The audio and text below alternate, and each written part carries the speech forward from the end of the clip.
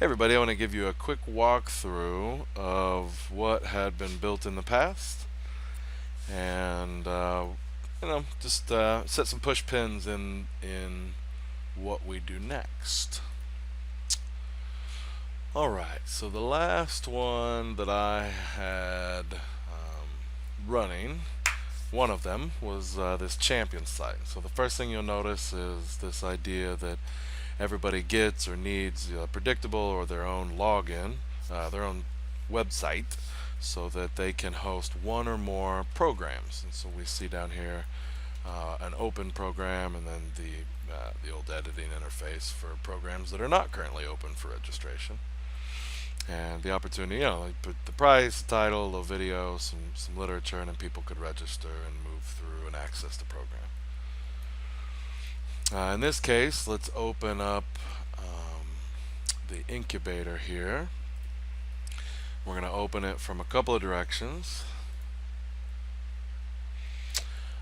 This is how, as the owner of this program, I would basically set it up: the title, the description, what phase is it in, the different payment gates, what are the costs of those payment gates, currencies, the OneNote URL, OneDrive URL, Skype group, any of these that you wanted to configure at the program level that would then be pushed to all of the teams. And then the other edit,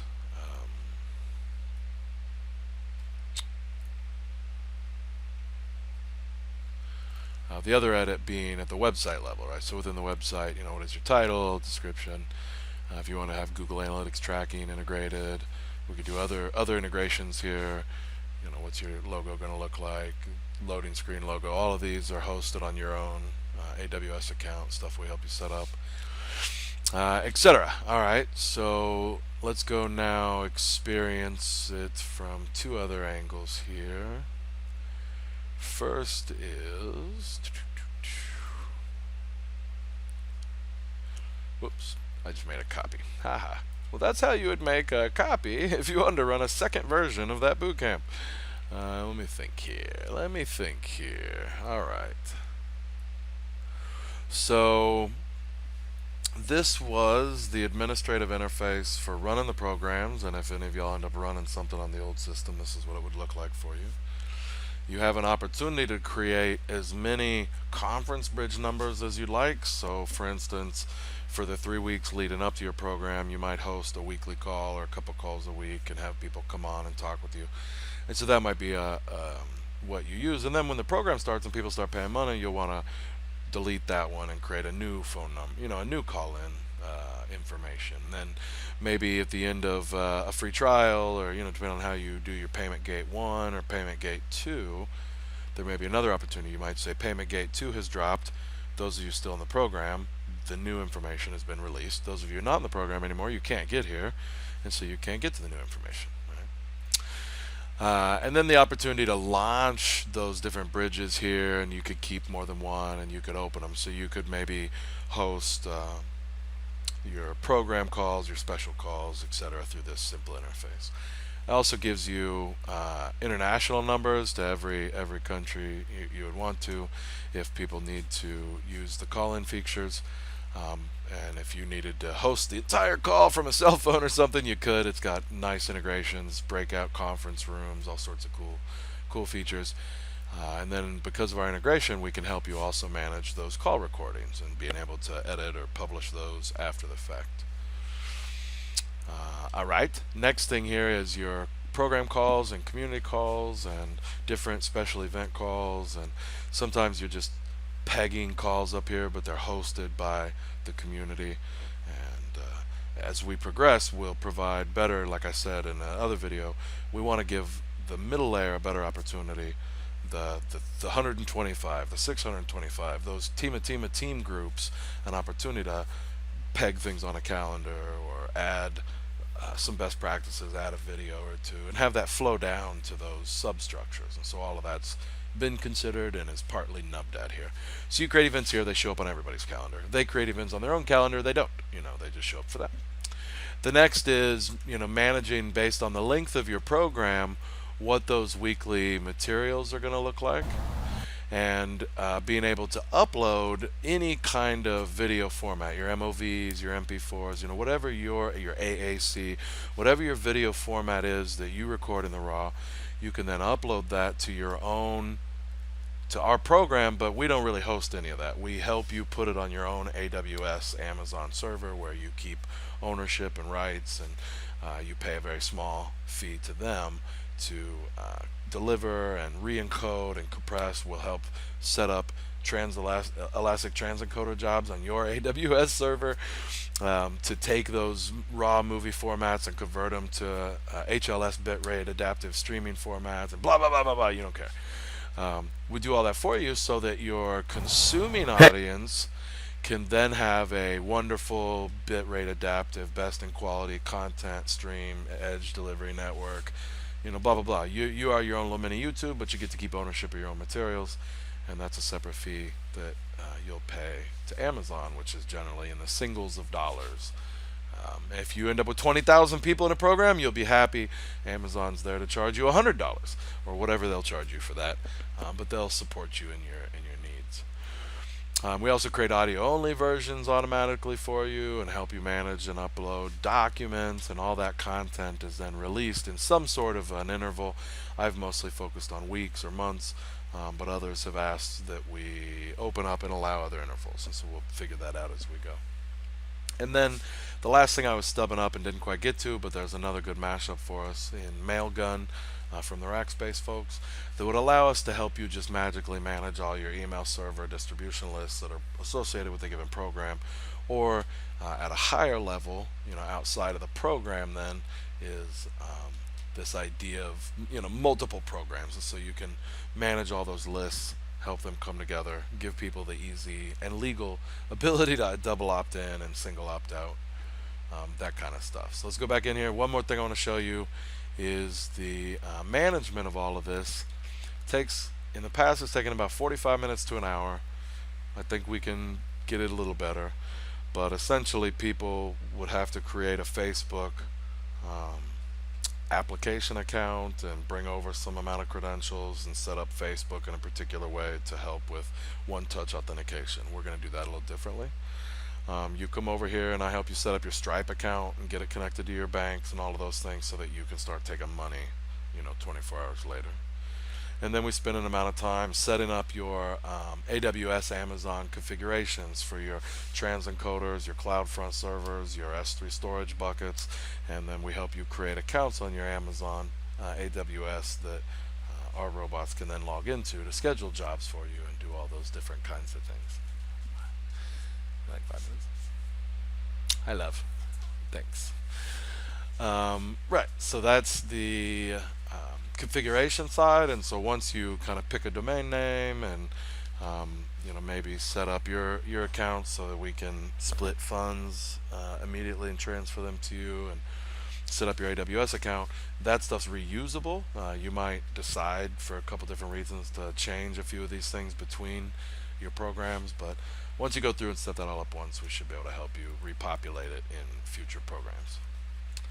So now that we have a program all set up, what does it look like to the consumer when they show up? They don't see the admin side. They just see, maybe a card like this, which is a little video here, and they touch the individual registration. It prompts them to make that initial deposit, and they start to answer questions about themselves. Some Twitter-sized questions on who they are and why they're here and why they'd make a good teammate. The 3 key questions we're going to continue to get better at asking around, what's your basic schedule, how hungry are you, and how far are you already in your journey. That'll help people find each other. And then you can add up to 5 private YouTube or unlisted YouTube links, or listed, so people could get to know you a little better. You fill that out, pay your deposit or fee, and now you are waiting for the program curator to open up team registration. Once it's announced, or however you get team registration open, then you start working your way through those filters again to kind of find people that might make good teammates, that want to operate at the same level you want to operate at, and then you could take a look at them and some of what I think some of these might have had videos. Right. So it wasn't perfect. There was a big Facebook integration. I've started to decouple, and that's why some of these images are broke. But people were able to kind of, you'd see where this isn't just his schedule. This is where our schedule overlaps, and so we have no overlap in schedule. We probably shouldn't be on a team, but I could get to know him a little bit better. Maybe not. And then ultimately I could form a team or join one of his teams, and then our team has goals much like the individual. Overall, what is the effort? What's the time per week? And so 99.9% of the time, this is what teams looked at. And so teams would come here, they would bookmark this, and so just boom, one touch, they're in their team portal. It shows all their little pictures across the top, lets them interface with each other. The one touch click, and we're now in a call. Let me click it. Oh, it's popped up block, new box. But one touch from your cell phone or anything, and you're automatically in this call, on this call bridge as an administrator, and you never ever have to know your own login or password. This is just here if you wanted it. You also could use cell phones from all over the land. All of this is legitimately like, let's say 400 people showed up, 90 teams. We just created 90 different call-in numbers. There are 90 different private 5-person team-based, share your screen, share your video, record it, bring it back, keep it, schedule. Like, it's just all built in. Pretty cool. The next thing are these little integration points. Like, here's a Scrumbler board that's just our teams, magically given to us by the robot from some goofy generated algorithm I'd come up with. But it shows the ability of the tool to start to link out. And so as a team, we can give you, and you can plant your own one touch, one shop, to go to kind of spot. And you now have access to all these cool tools.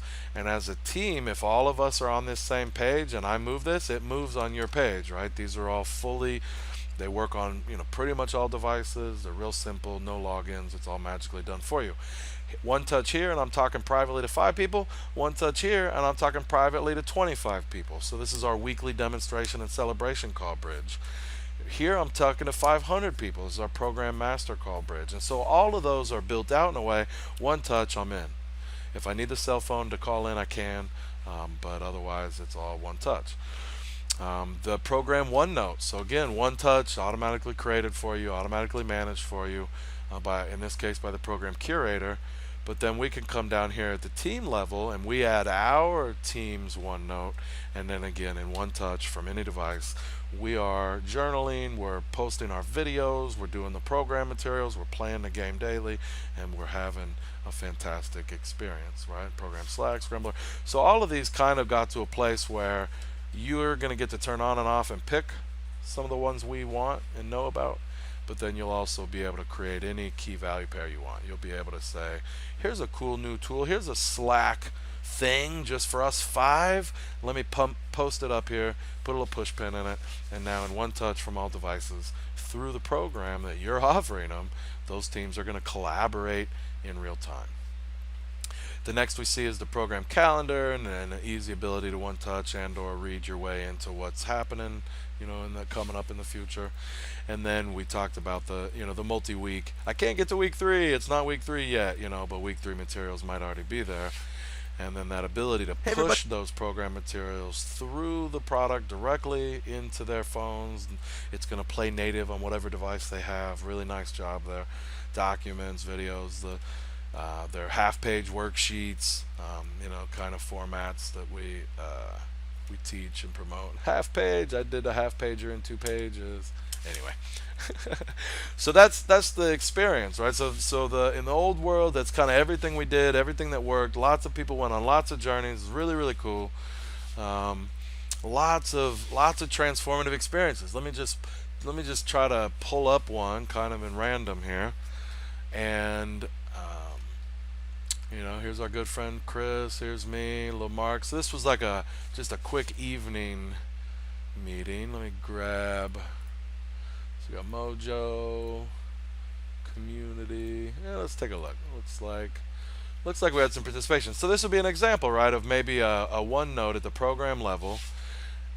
We had at least 15, 20 individuals. It looks like here. Here is the idea of some community work at the assignment. So this week's assignment was to say a little something, and that's all nicely tucked in here and integrated in OneNote. And then other people come over and they comment and talk and interact with you, and you get to know each other. So you dropped this at midnight, and I watched it at the next day at 6 a.m. and there's just this really beautiful thing that has started to happen. New machines, so these things are all out of sorts. Let me try to grab another good example.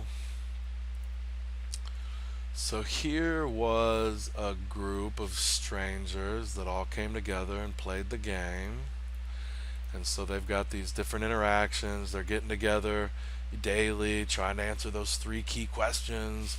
Some of you will find pretty familiar. What have we done since we last met to move forward on this theme?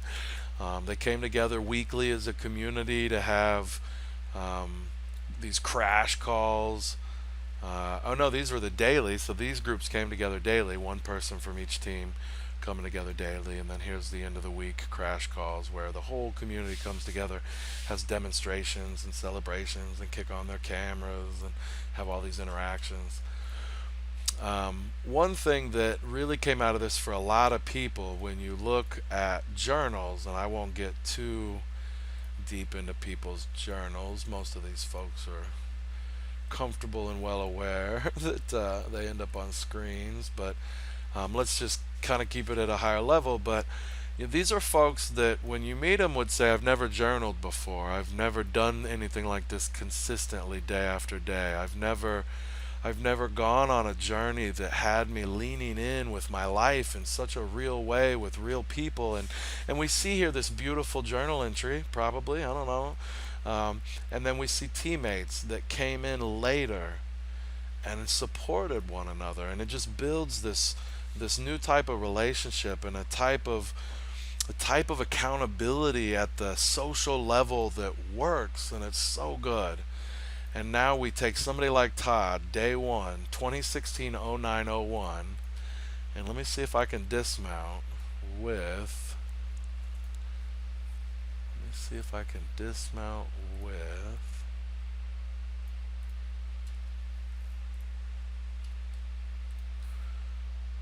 one of these groups that Todd ended up in. One of these groups. Here it is. This group ended in October.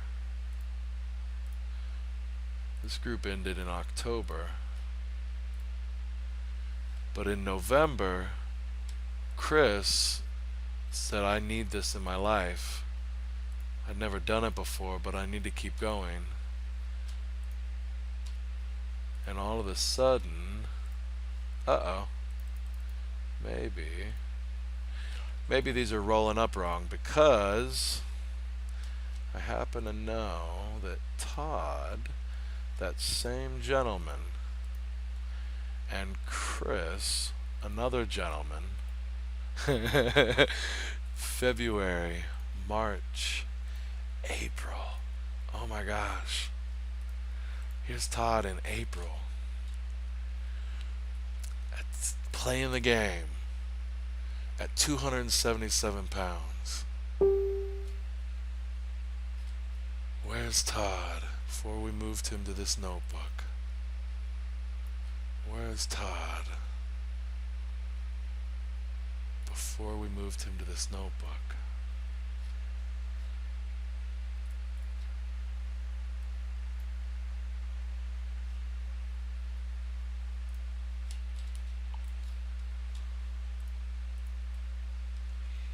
Where's Todd?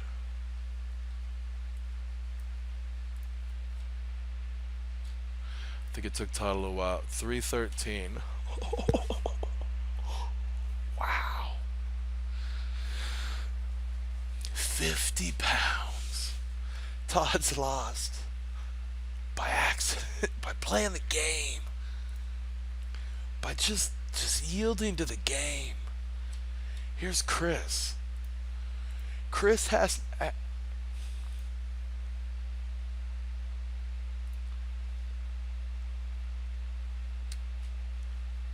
Chris hasn't had a shot